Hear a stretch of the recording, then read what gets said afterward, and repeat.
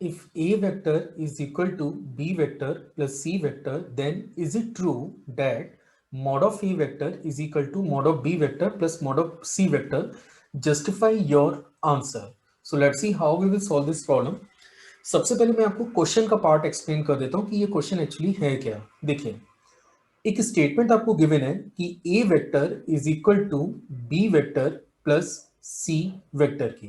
तो ये कंडीशन आपको गिवन है और आपसे पूछा जा रहा है कि अगर ये स्टेटमेंट गिवन है तो क्या मॉड ऑफ ए वेक्टर बराबर होगा mod of B vector plus mod of C vector की। तो हमें इस स्टेटमेंट को जस्टिफाई करना है कि अगर बाई चांस ये स्टेटमेंट लिखा हुआ है तो क्या मैं डायरेक्टली ये स्टेटमेंट लिख सकता हूं। तो ये हमें कंफर्म करना है कि क्या इसके लिए कोई रेस्ट्रिक्शन है या फिर ये स्टेटमेंट ऑलवेज ट्रू होगा। तो चलिए शुरू करते हैं कि कैसे हम लोग इस प्रॉब्लम को सॉल्व कर सकते हैं या कैसे इस स्टेटमेंट को जस्टिफाई कर सकते हैं। देखिए, अगर मैं स्टार्ट करता हूं गिवन स्टेटमेंट से, तो स्टेटमेंट मुझे गिवन है कि A vector is equal to B vector plus C vector की। ये स्टेटमेंट मुझे दे रखा है। अब आप देखेंगे कि जो रिजल्ट आपको जनरेट करना है जिसके लिए बात की जा रही है उसमें मॉड का टर्म आपको नजर आ रहा है। तो ऑब्वियस है हमें यहाँ पे मॉड लेना पड़ेगा बोथ साइड।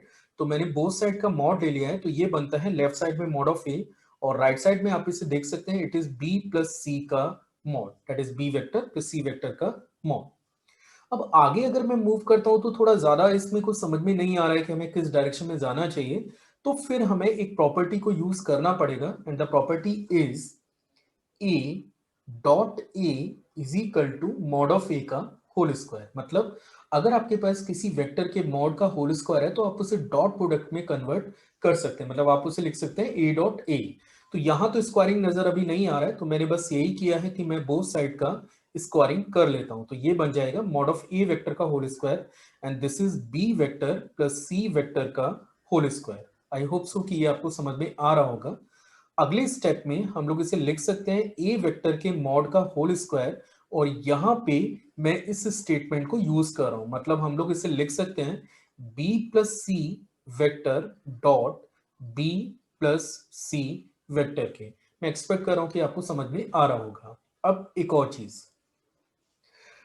जो डॉट प्रोडक्ट है वो डिस्ट्रीब्यूटिव प्रॉपर्टी भी होल्ड करता है। मतलब मान के चलिए आपके पास एक वेक्टर है P और आप इसका डॉट प्रोडक्ट कर रहे हैं Q प्लस R वेक्टर से।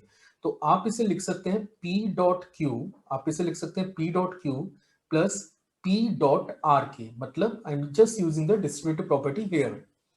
तो अगले स्टेप में ये बनता है मॉड ऑफ ए वेक्टर का whole square, this is B dot B, the next term is B dot C, the next term is C dot B and the last term is C dot C के। या फिर अगले step में हम लोग इसे लिख पाएंगे मॉड ऑफ ए वेक्टर का होल स्क्वायर। इस स्टेटमेंट को आप मॉड ऑफ बी वेक्टर का होल स्क्वायर लिख सकते हैं, ये स्टेटमेंट को मॉड ऑफ सी वेक्टर का होल स्क्वायर लिख सकते हैं and the first term is B dot C और अगला टर्म है सी डॉट बी, ये टर्म है आपका सी डॉट बी। लेकिन डॉट प्रोडक्ट कम्यूटेटिव प्रॉपर्टी भी होल्ड करता है। मतलब अगर मैं बात करूं तो A dot B is always equal to B dot A के। मींस ये जो सी डॉट बी आपको नजर आ रहा है, ये जो सी डॉट बी आपको नजर आ रहा है, आप इसको रिवर्स करके बी डॉट सी भी लिख सकते हैं। तो ये बन जाता है बी डॉट सी के। तो चलिए आगे मूव करते हैं कि आगे हम लोग इस पे कैसे काम करेंगे। Now check it again. तो आप देख सकते हैं कि लेफ्ट में आपके पास है ए वेक्टर के मॉड का होल स्क्वायर और राइट साइड की अगर मैं बात करूं, राइट साइड की अगर अपन बात करें तो ये है मॉड ऑफ बी वेक्टर का whole square mod of C vector का whole square plus two times of B dot C के, that is two times of B dot C के। या फिर अगले स्टेप में मैं इसे लिख सकता हूं ए वेक्टर के मॉड का whole square is equal to mod of B vector का whole square mod of C vector का whole square plus two times of mod of B into mod of C into cos of alpha. मैंने यहाँ पे dot product के statement को use किया है।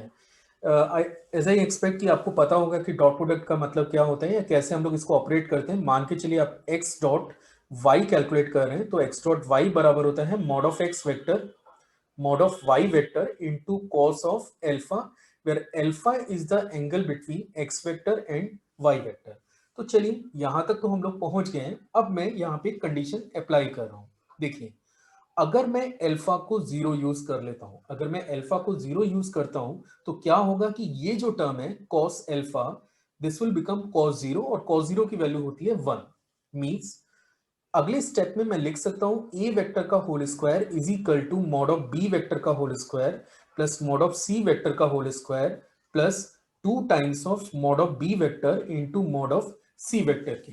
या फिर अगले स्टेप में हम लोग इसे लिख सकते हैं that is equal to A vector का whole square is equal to mod of B vector plus mod of C vector का होल स्क्वायर, और we can write it implies that A vector का mod is equal to mod of B vector plus mod of C vector के।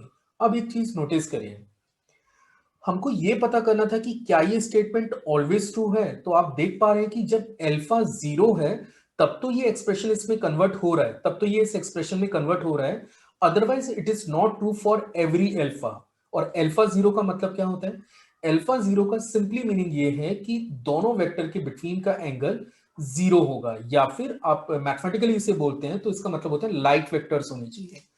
ऐसे दो vectors को like vectors बोला जाता है जिन दोनों की डायरेक्शन सेम हो, और अगर डायरेक्शन सेम है तो फिर इजीली हम लोग क्लेम कर सकते हैं कि लेट इन दोनों के बिटवीन का एंगल थीटा है तो थीटा 0 के इक्वल होना चाहिए।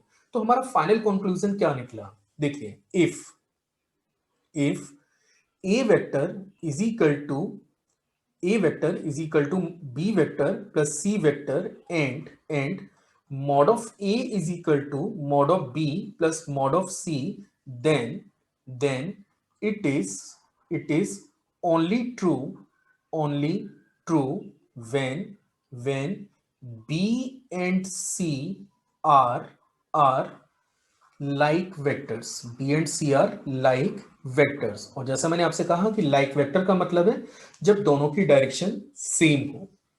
सो मैं एक्सपेक्ट कर रहा हूं कि आपको ये सॉल्यूशन पसंद आया होगा। Thanks for watching.